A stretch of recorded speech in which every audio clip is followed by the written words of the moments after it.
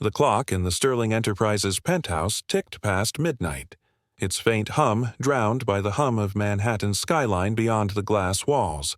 Marcus Tate, a 26-year-old analyst, stood alone at a polished desk, his dark eyes scanning a spreadsheet under the glow of a desk lamp. His tie was loosened, his sleeves rolled up, betraying hours of overtime. He'd been meticulous, triple-checking figures, knowing his work faced extra scrutiny. Suddenly, the door slammed open. Richard Sterling, the Billionaire CEO, stormed in, his face a storm of suspicion. A critical financial file, worth millions to the company's merger, had vanished. The security team's report pointed to Marcus, the newest hire, caught on camera near the server room. Marcus's breath caught as Sterling's gaze pinned him. "What were you doing here?" the billionaire demanded, his voice sharp as the city lights. Marcus felt the weight of an unspoken accusation, one tied not just to the missing file but to the color of his skin. In that moment, the office felt like a courtroom, and Marcus was already on trial. Marcus had grown up in a cramped Brooklyn walk-up, where his mother's late-night shifts as a nurse funded his dreams. A scholarship kid at an Ivy League school, he'd endured whispers of diversity hire, while graduating top of his class in economics. Landing a job at Sterling Enterprises, a financial empire built by Richard Sterling's ruthless ambition, felt like a hard-won victory.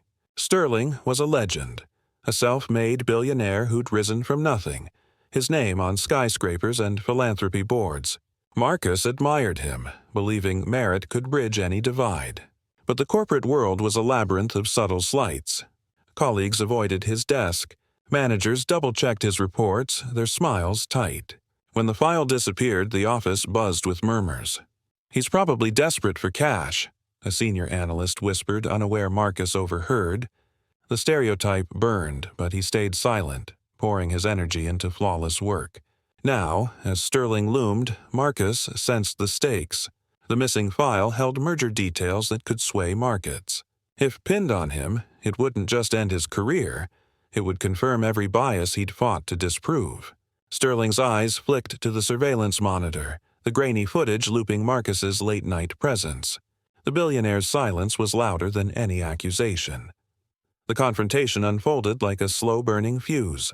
Sterling's voice was low, deliberate, as he questioned Marcus's presence in the office at 2 a.m. Marcus explained he was refining a report, a habit born of knowing his work was judged harsher than others. He'd stayed late to ensure every decimal was perfect, aware that mistakes weren't forgiven for someone like him. Sterling's brow furrowed, unconvinced, pointing to the footage showing Marcus near the server room. Marcus's stomach twisted. He'd only been there to fix a printer jam, a mundane task no one else bothered with. But the optics were damning. He recalled a lifetime of similar moments. Teachers assuming he'd plagiarized, shopkeepers trailing him, each incident a reminder of how his skin shaped perceptions.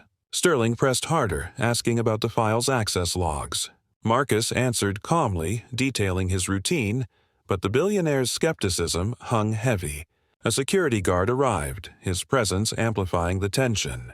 Marcus's mind raced. Should he defend himself more forcefully or stay composed?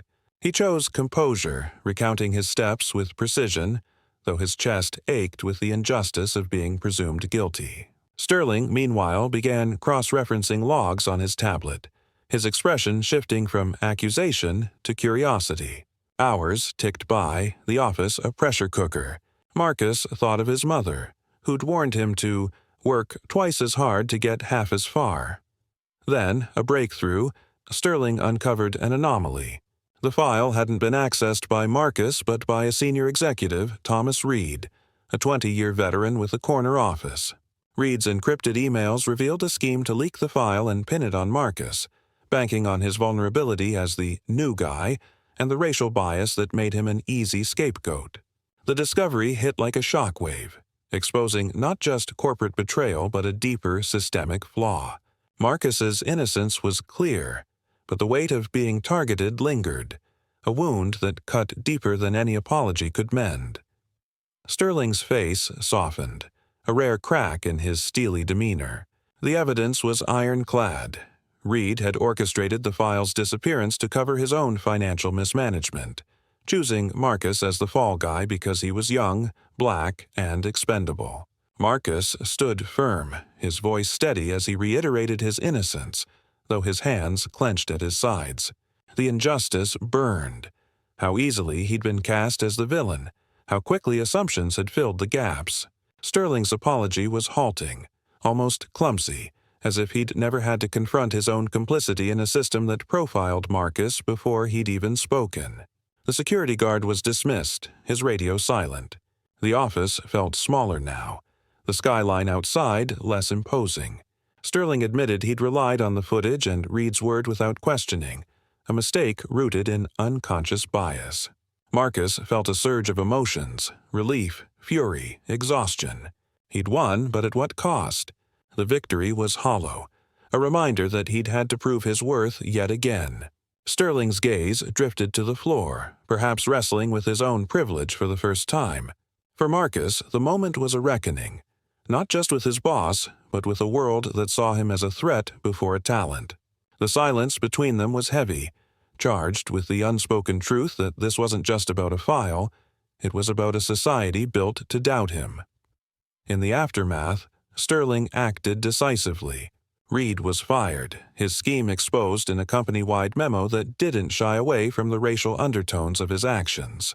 An external audit followed, revealing a workplace culture where microaggressions thrived, meetings where Marcus's ideas were ignored, promotions that seemed to bypass him. Sterling promoted Marcus to a lead analyst role, his work finally recognized, but the scars of that night remained. Marcus accepted the role, but his trust in the company was fractured. He began mentoring younger analysts, particularly those from marginalized backgrounds, sharing his story to arm them against a world that often judged them first.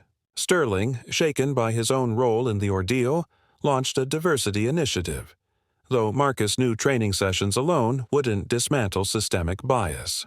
The Billionaire also quietly funded scholarships for underrepresented students, a personal attempt to atone. The office hummed with cautious hope, but Marcus remained vigilant, aware that one victory didn't erase centuries of prejudice. He stood at his new office window, the skyline closer yet still elusive. His mother's words echoed, "You're not just fighting for yourself." Marcus's story wasn't just about clearing his name, it was about resilience, about surviving a world quick to assume the worst. As he looked out, he wondered, how many others were still fighting to be seen, their worth buried under the weight of bias? The question lingered, a call to action for anyone who heard his story. What would it take to build a world where innocence didn't need to be proven?